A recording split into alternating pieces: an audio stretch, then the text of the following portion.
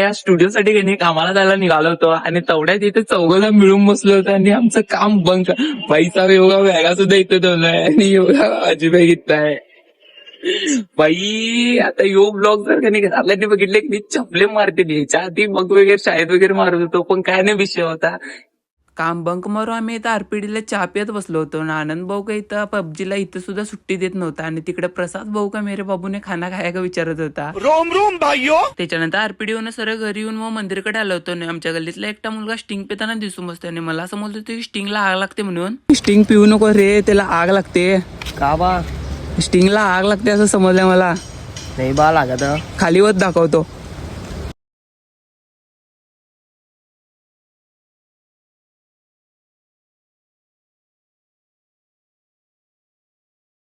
आता हे बघून स्टिंगला अनेकदा जिंदगीत हात लावणार नाही असं म्हणत होता. चला ते भेटूया नेक्स्ट ब्लॉग मध्ये आणि जाता तेवढं चॅलेंज एवढं कम्प्लीट करा 5000 फॉलोअरचं.